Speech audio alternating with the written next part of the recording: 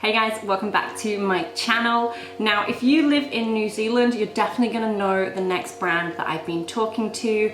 It is the awesome Raglan coconut yogurt. If not the best, but definitely one of the top tastiest dairy-free coconut yogurts out there. There's a lot of information out there about how you can reduce your carbon impact through eating less meat or less dairy, and obviously coconut yogurt is really pushing for that. But I wanted to sit down and talk to them and really understand the company. One of the main reasons I wanted to sit down and talk with these guys is when you go into the supermarket, Ragland coconut yogurt, it's not cheap. There are definitely alternatives that are kind of undercutting and a lot cheaper, and I wanted to really know why it is that you and I should really go for companies like this. So I headed over to Ragland and had a chat with Tesh, who is absolutely awesome. There were so many things we talked about. I couldn't fit them all into this video, otherwise it would be like an hour long, but I hope you guys enjoy. I've also put the questions that I specifically focus on down below, so if you want to just like skip ahead to that part, then feel free to do so, and hopefully at the end you'll be able to make your mind up whether or not you think it is worth buying these guys' products. That we're actually like in focus. Hair's just gone crazy on this. So the first thing I really wanted to know was, how did you go, because I've read your story, right? I've gone through all the different things and I love it, but I really wanted to know how you went from making yogurt at home for your husband to being like, I saw you guys in shops when I was in Hong Kong. Yeah, right? That's where I came over from. So I was like, how did you make that transition from just making it at home in your kitchen to suddenly being all over the place? Well, it was not planned. Yeah. So, yeah, it was just all a bit of a happy accident, really, of making it at home, thinking that we would just eat it ourselves. Yeah. Like, no intention to sell it or anything like that. And then made a few extra jars one day and thought, oh, maybe someone wants to buy one. I'll put them up to the locals and see if anyone wants a jar. Yeah. Had a huge response. Heaps of people coming to pick it up from our house and take the jars of yogurt home. And then, and they all told their friends. It was just kind of a word of mouth progression, and then shops wanted it, and then sort of next thing you know, it's like, oh, we need to hire a kitchen, oh, we need equipment, maybe we need to hire some friends, and then it just snowballed. So it wasn't, there was no like 5-year business plan or hey, let's export yogurt. Like, not at all. It was just very organic. And even with getting into like Hong Kong and Singapore, it was like distributors came to us and said, hey, we would like to get your product into, and we're like, okay, yeah, sure, we'll do that. You know, we didn't like go out there kind of trying to I mean, because it's food, hey, like, did you have to sort of think about, like, when you were giving it to your friends, obviously, it's like, okay, if it doesn't taste good, or if it makes your tummy a bit funky, but suddenly you're in shops. Yeah, you got to take it seriously. Yeah. At that point of being in shops, like, we started just selling it to the locals and the local organic shop, and it was still pretty casual at that point. We didn't have proper labels. We were using recycled jars and kind of collecting them and rewashing them. But then once we built our own little factory in a refurbished shipping container, at that point we needed like a full food safety plan and yearly MPI audits, and we needed to consult with like a microbiologist and a food technologist to kind of make sure we're doing everything properly. And were there investments that you saw then, oh, I need to make this investment up front to be able to do that, or was it quite organic with like, as the business grew, you could do those different stages as you went on? Mostly organic until getting to the point of needing to build that first factory. So the first factory, that was going to cost us a lot more than we could afford. It wasn't that we weren't planning to start this business, so we didn't have like all this sort of savings ready to start a business. Like, we'd actually just bought our first house in Raglan and kind of moved here to settle in. So we'd only been here 2 years when the yogurt started. So at that point we brought on a shareholder, and sort of they specialise in building liquid food processing plants. So they work with yogurt companies. Yeah. So it was almost a trade. We traded equity for our first factory. So as the company grew, and as it is right now, there's a big emphasis on sustainability. Has that been with you from the start? And how and why has that kind of been embedded in the business? Well, it's just us, like as people. So Seb and I, Seb's my partner, Mr. Coconut, we moved here to Ragland to be hippies. I mean, that was the whole point. We were kind of working in Auckland, quite corporate environments. We'd started a little digital agency together, and we wanted to help ethical, sustainable brands with their marketing and strategy, and so that's what we came here to do. We sort of set that up, and we were doing that with local businesses and some clients in Auckland as well. Yeah, so that's just how we want to live our life, so then naturally that kind of extends to the business. All those same values matter to us in our personal life and therefore in our businesses. And even like the fact that it's in a glass jar, because obviously when we started every yogurt was in plastic. There wasn't a glass jar yogurt when we started, so it was quite radical, you know. And like when we showed it to shops, they'd be like, oh, well, it's in a glass jar, like I can't stock that, what if it breaks? And the freight companies didn't want to ship it because it was more risk for them if they had breakages. So we had to go through a whole sort of process of convincing people, like, no, people actually care about glass and recycling, like they don't want plastic yogurt. And now it's like accepted and people think it's great, but to start with it was actually quite radical, convincing work. And of course more expensive too, because glass is way more expensive than plastic. True. Is that what kind of is that one of your cost considerations? But it's funny because when people buy it though, even when I buy it, it's more than just the product. You do feel good when you're buying it because you understand like what's behind it. Or hopefully you can see that hopefully within the marketing and things of it. I guess if you look for the story, you'd find it. But it is always surprising how many people I meet, because I do all the food shows and expos and things around the country. I meet heaps of people who buy it every week, and they never knew that it was actually made in Raglan. You know, they're like, oh, I just thought it was a name. It's actually made in Raglan. Like, wow, that's so incredible. You know, like heaps of people have no idea what the story is, and then others buy it because of the story, and they've like followed the whole journey and they know all about it. Yeah, but glass is one of the cost considerations, and then you've got organic coconut cream. So that's about 4 to 5 times the price of dairy milk, of cow milk. Wow. So that ups the price significantly. Then we're also living wage certified. We're the only living wage employer in Ragland. I like that. I was looking on that. I've got that on my list. Yes. A lot higher than minimum. Minimum's just gone up to $17.70. Living wage is $21.15 at the moment, and it goes up to $22.10 at the end of the year. So it's quite a big difference. And then we're carbon zero certified, so we like track all our emissions, and then we pay to offset them every year with tree planting and sustainable projects. So when you factor in all these costs, and then organic fruit, because we mainly use organic fruit, it's a very expensive product. For some business it seems like a bit of a deterrent sometimes to try and be sustainable, because they're worried about suddenly, like you said, if you've been embedding these things from the start, it's always been with you, but to suddenly go in and convince a company to put these things on their existing products. Very hard. Yeah, it's better to start out as you want to go on and then convince people the whole way, like it's worth paying a bit more for this, convince the store, yes, people will buy it even at a higher price point. Like there's a lot more kind of convincing you need to do to show people like this is why it matters and these are all the things we're doing. And and is for your business model, is that a sustainable model for you guys then, the way that you operate? It is possible. It is totally possible. But then you just have to be okay with having a higher price point. And I get people, often who are like, oh, it's too expensive, why can't you just make it cheaper? And then I have to explain to them, well, if you want it cheaper, that means we would have to sacrifice all these areas that are really important to us. So, with most of the products on a supermarket shelf or in a fashion store, you're not paying the actual cost of making that item. Like that business is not taking responsibility for its emissions, the business is probably not paying people fairly, that they're making compromises on all sorts of fronts, and then ultimately the planet and other people pay for those sacrifices. What I love about you guys is that on the website you do have what you're aiming for, what are you trying to do, and also how you're meeting those goals.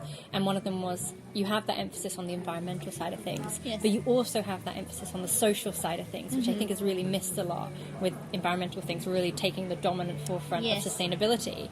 And I was wondering, like, why has the social things, I mean, I know you say that's the type of people you are, but why do you feel that's important to have within the business model? And everything comes down to people.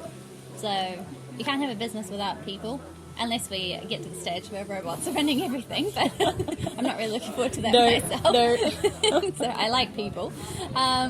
So yeah, so they matter, and like the way that they work matters, and the way that like they care about the product matters, and then that ultimately impacts the customer and what they experience from the product. So I think, yeah, you can't just miss that out. There's a really important chunk of I think a lot of businesses do just miss that out, though, or they don't see the value in doing that. Yeah. I think it's so valuable. I mean, you have all these factors, like you have greater staff retention.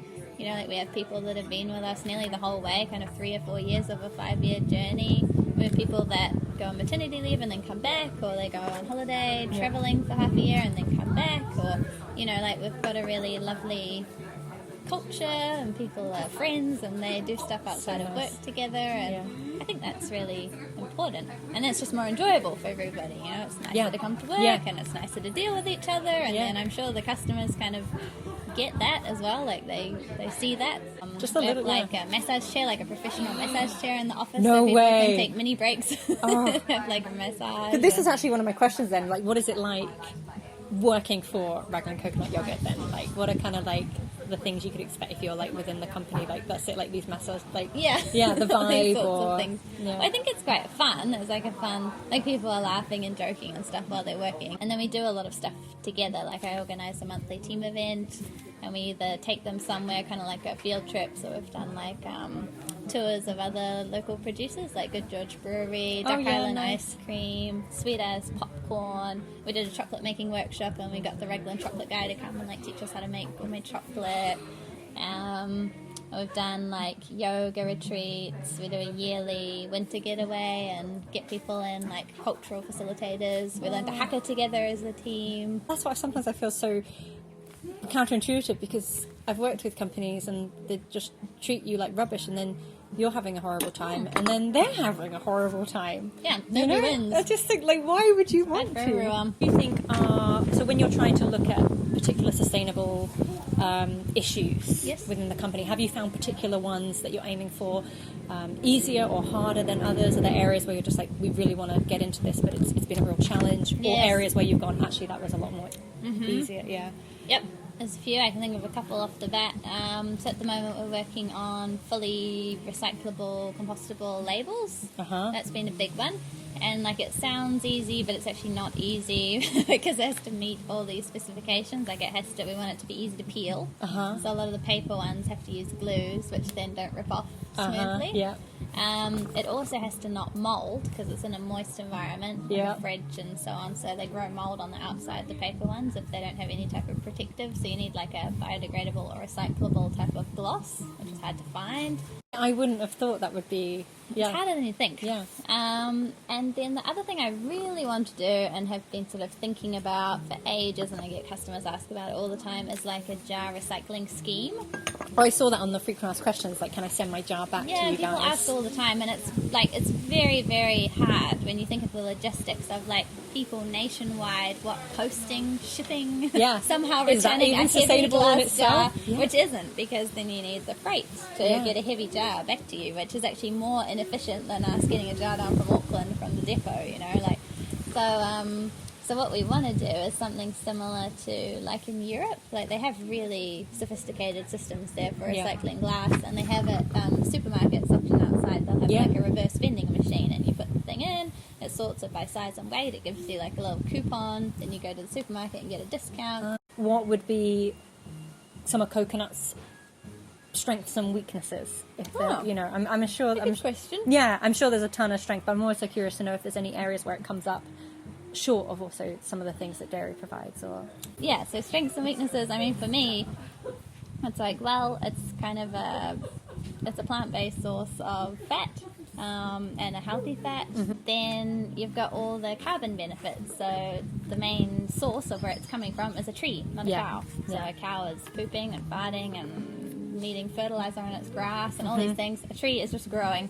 They don't need to be fertilized. They're not treated in any way. They're certified organic, and they're like absorbing carbon every day that they're alive, producing coconuts. So to me, it's like kind of a no-brainer. So the only downside is that we have to get it over here by sea freight. So but that we offset with the carbon program. So we calculate all that fuel cost and then offset that with native trees here in New Zealand. This one's tricky, I think. Okay. Well, I don't know, maybe not.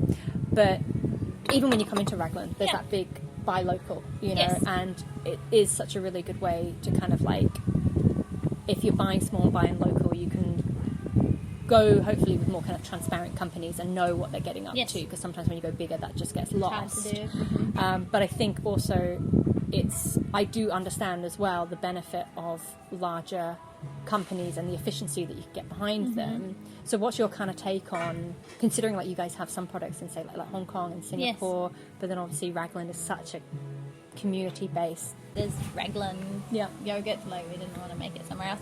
So now we're actually in the process of building a new factory in Ragland, and it's going to be 3 times the size of what we're in now. So we'll have heaps more options. We can make other things.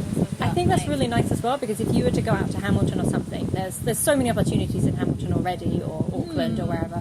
Whereas Raglan, one of the things is it's such a lovely community, but it's hard to find work. Yeah, it really is. Really hard, especially year-round work. Like summer's all right because you got all the tourists, but then in winter it's like, oh, what do you do? You know, that's especially really now with COVID. So yeah. So I think as long as you can, well, as long as we can. I mean, it's not up to us how everybody else does things, but we want to stay local, keep doing all that, providing the jobs here, supporting all the local businesses and suppliers, and then I have no problem with it fulfilling its potential in New Zealand. You know, it can get as big as it's going to get in New Zealand. If people want to buy it, awesome. That's people who are now not buying dairy yogurt and buying ours instead and helping us support all the things we want to do. Like, that's just, to me, seems great. And then the overseas thing, that's not even really a big focus for us. Like, it's kind of, if it happens, it happens. And if we find the right distributor or something, but we're not like actively really going out there trying to get into all these new countries. It's not part of our real vision or anything. We're just more about New Zealand. I think that's it then, because a lot of companies, when they do have that forefront of like dominating the market and going for profit, you start to then, you almost need to start cutting those corners. Would you have any tips for businesses or people within of ways that, or maybe people work for a business and they want to approach their business or something to try and implement different things to be more sustainable? Do you have ideas for that? Yeah, what would you say? I don't know. Yeah, I mean, I've met with a few people who have like pioneered sustainability programs in their companies that never had one before, and I really admire that. Like, they've kind of had the oomph to be like, hey, we need to do things better. Here, I have some ideas. Can you give me some budget to go away and put together a sustainability program? And most of the time, you know, if you have like a reasonable CEO, they'll be like, yes, that's a great idea. You know, like, why would I as a business owner want to say no to someone with initiative and like ideas? So I think just doing that, if your company doesn't have anything in place, you could be the one to pioneer that. And then there's all these programs out there that you can be part of. So like Carbon Zero, you know, you can make that suggestion, hey, could we track and offset our emissions? Which is a great starting point, because if you don't track them, you really have no idea what your footprint is as a company. And then there's B Corp certification, which is an internationally recognized certification, and we're working towards that at the moment, and hopefully we'll have it by the end of the year.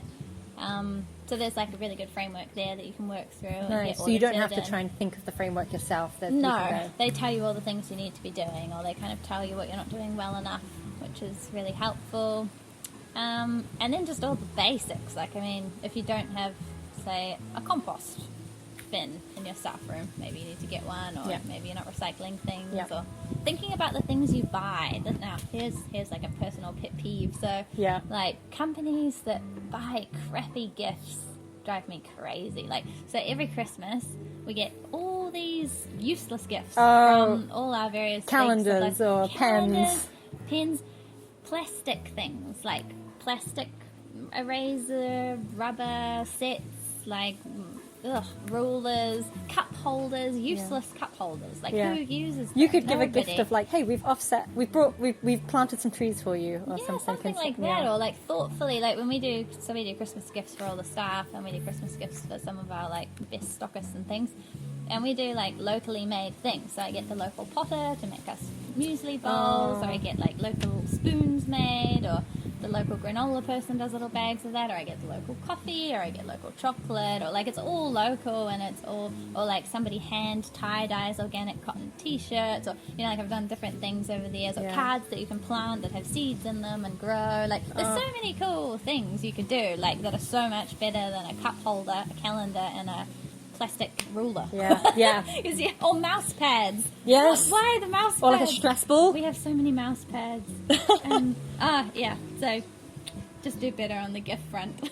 So I want to say a massive thanks to Tesh for sitting down and chatting with me. She was absolutely lovely. I learned so much about the company. I hope you guys did too. I hope when you go into the supermarket next, you don't necessarily just think about going for the cheapest, maybe spend a little bit more, but maybe buy it less often. And if you haven't tried this stuff, definitely go ahead and buy yourself a jar and see what you think. And check out their website for more information about all the other things they do that I couldn't possibly fit in this video. Thanks for watching, and I'll see you guys next time. Bye.